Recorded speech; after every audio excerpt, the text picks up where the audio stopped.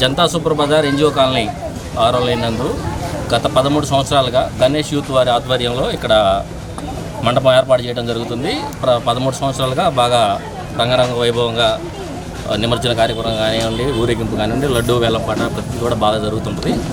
అలాగే ఈ సంవత్సరం కూడా ఇది వాళ్ళ 8వ రోజు అన్నదాన కార్యక్రమం నిర్వహించుకొని రేపు స్వామివారి మహాప్రసాదం లడ్డు వేలంపాట రేపు మధ్యాహ్నం ఉంటుంది.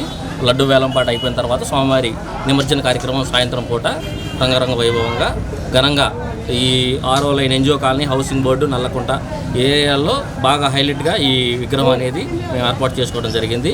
భోజనాలు కూడా గత 13 సంవత్సరాలుగా దాదాపు 4,000 మందికి ప్రతి సంవత్సరం కూడా కమిటీ వారి ఆధ్వర్యంలో భోజనాలు ఏర్పాటు చేయడం కానివ్వండి, లడ్డు వేలంపాట, లడ్డు పాడుకున్న భక్తులు కూడా వెండిని బహుమతిగా ఇవ్వడం జరుగుతుంది.